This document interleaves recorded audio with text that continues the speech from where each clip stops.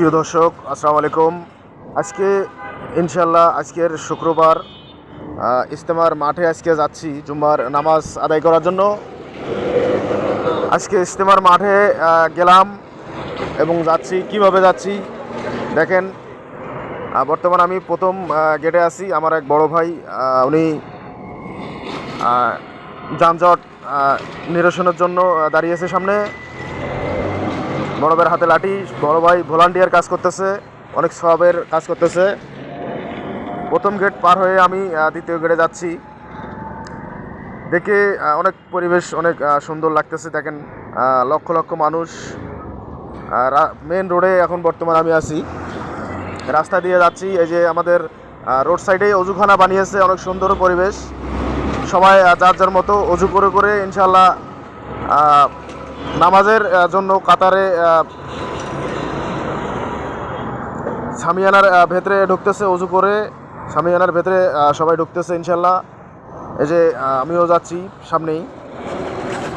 পরিবেশ অনেক সুন্দর লাগতেছে। এই যে আমরা মূল তাম্বুর ভেতরে ঢুকতেছি।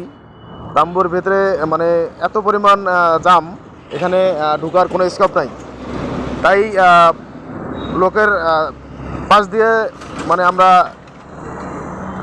লোকদেরকে সারি সারি দিয়ে তারপরে আমরা ভেতরে ঢুকতেছি।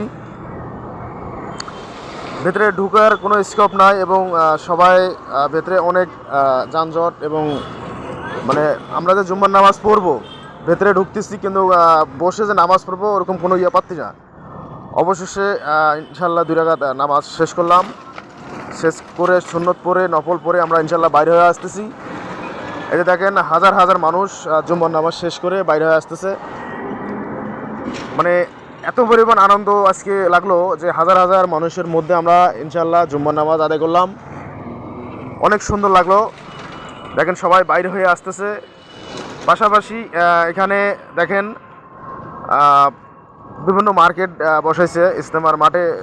প্রতিটা মাঠে এরকম হয় যে আমি এখন বর্তমান জিলাপির দোকানে, আমার এক পরিচিত ভাই জিলাপি ভাজতেছে, তাই ওর কাছে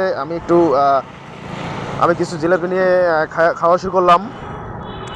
জিলাপি দুপুরবেলা নামাজের পরে খাইতে আসলে অনেক ভালো লাগে, তাই আমিও নিয়ে খাচ্ছি। এরপরে সামনে ইনশাল্লাহ আমরা যাচ্ছি। আমরা নামাজ শেষ করে এখন মানে বাসার দিকে রওনা দিব। আমরা চলে আসতেছি, নামাজ শেষ করে সবাই মিলে চলে আসতেছি। এখানে ময়দা দিয়ে মিষ্টি বানাইছে। চাচা জিজ্ঞেস করলাম কত করে মিষ্টি, উনি বললো যে 5টা 10। তা আমি চাচার কাছে 6টা 10 টাকা দিয়ে নিয়ে খাইলাম। তা অনেক ভালো লাগলো। ময়দার মিষ্টি খাইতে অনেক টেস্ট, তাই আমিও খেলাম। আমার সঙ্গে অনেকে খাইলো। মিষ্টি খাওয়ার পরে আমরা বাইরে হয়ে আসতেছি আবার ইনশাল্লাহ আমরা সামনে যাচ্ছি। মানে এত পরিমাণ রাস্তায় যানজট, আমরা বাইরে হওয়ার কোনো স্কোপ নাই। তাই প্রায় কিলো 2 আমরা হাঁটতেছি। হাঁটতেই এইভাবে রাস্তার পাশে দোকান বসছে, দোকান দেখতেছি এবং হাঁটতেছি। অনেক পরিবেশ ভালো লাগতেছে।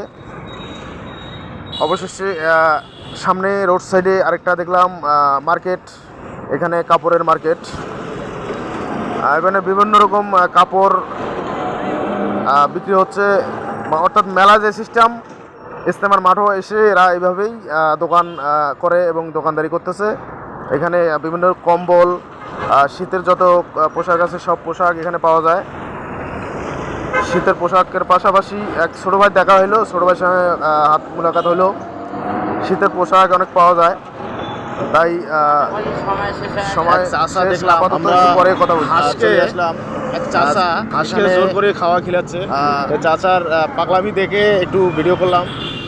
চাচা অনেক কিছু বললো। উনি অনেক ছোটোবেলায় হাঁস 2টা কিনছে, এখন এইভাবে জোর করে খাওয়াচ্ছে। ভিডিওটা সর্বোচ্চ শেয়ার করুন।